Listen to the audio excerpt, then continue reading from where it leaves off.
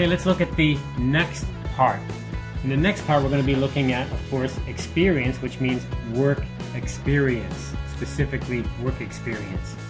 Now, I always have this problem with young people as they say, but I don't have any work experience. And my answer is always, I think you do. It doesn't have to be with a company, it can be anything. So in this section, usually we're going to put this either before or after education. How do you know? Which one should go first? Should we have work experience first, or should we have education first? Who's first and who's second on your resume? Well, it all depends on which one is most important for the job you're applying for. If you're applying for graduate school, then of course that's an academic position. You should put your school history, your education first. If you're applying for a job that really does not emphasize your degree, then put your degree second and put your work experience first. It also depends on what is your experience.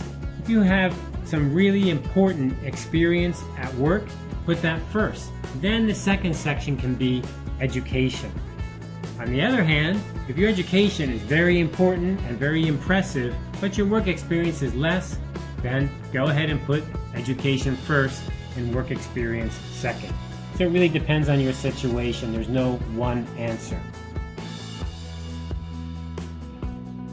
List work experience first and education second if, after having 2 or 3 jobs, for example, because now your work is more experienced than before. Maybe if you've been out of school for several years, right? It would be very strange if you graduated 20 years ago, but you still write your education first. That's weird. Why did you put your education first? You graduated from school 20 years ago. That's kind of weird. But I think for people watching this video, it's mostly young people, so usually that's not the case. How about this work experience? How do we list it? Well, it's basically following the same format as the education. So how did you make your education section is the same way you should make your work experience.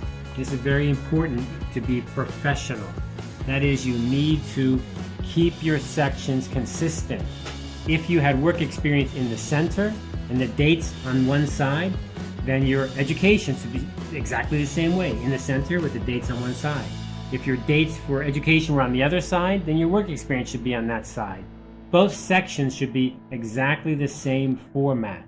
Don't go crazy putting things in all different places because that confuses the reader and looks very sloppy and unprofessional. Of course, this section is called experience. I guess you could call it work experience, but that's a little bit redundant. I think just experience is fine. Of course, you're going to need to include the dates. That's the most important information. But then you also should include things like your job title, job responsibility, that is, what did you actually do, company name, the company's location, which could include things like the city and the county, the province, and even the country. Now, do you need to have the exact address? No, you don't need the exact address. If somebody needs the address, they can find it. It's a company. But you should have at least the city that they're in, where you work. So if you worked in Taipei, then you just can say Taipei. If you worked in Tainan, you just say Tainan. That should be enough. But if you want to have the country, because you're applying for international position, maybe the people reading your resume don't know where that company is located in, what country they're from. So that's very useful information. Okay, let's go ahead and look at how this feels in a real resume, and this is a good example. I think this follows our education example. Here we have the section title here, so this is the section. So this is over on the left side of the margin, and then we have our dates over here on the left side, and then over on the right side is where we put the detailed information about the job. And here we include the company, and then we have the company's location, and then we say, what was my job? And same down here. What's the company? What's its location? What was my job? But then there's one more thing here that's a little bit special that I think is really super helpful. And that is right here, underneath the job title, there's 1 or 2 lines that tell what was my responsibility on the job. So here it specifies part-time, and then it says assist customers in choosing sports equipment that fits their needs. That's a very interesting sentence. It's very short, but it tells me that you dealt with customers and that you understand customers have special needs and you need to work with them. That's really great. If you were trying to apply for a retail job, this is exactly what we're looking for. It shows me that you have experience. Now, if you just said sales clerk or sales assistant or sales officer, yes, that tells me you did do a job with sales, but it doesn't really tell me what did you do, right? Did you contact customers? Did you work with customers? So you see, this is a much better way to kind of sell yourself. Now, you don't want to write too much. 2 lines maximum.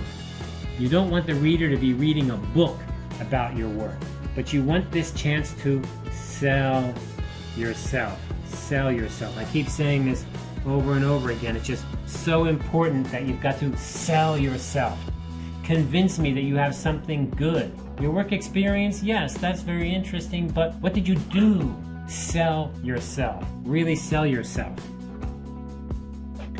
Okay, so that's what the experience section looks like, and that's pretty straightforward. Now here's some examples where we can see the actual format, and here we can see the experiences in the center. I think this lines up with the other example we had for education. Over here are the dates, and then over on the right side are the jobs.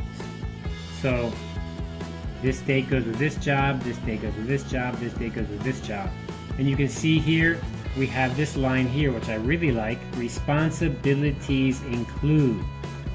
Responsibilities included. Responsibilities included. Of course, you can look carefully and see that this has included ED, and this has included ED, and this one here, no ED, it just says whoops, spelled that wrong. Include. Why? Because this is the job I have now, and these are the jobs I had before, right? I'm not working there now, that's before, so that's past tense.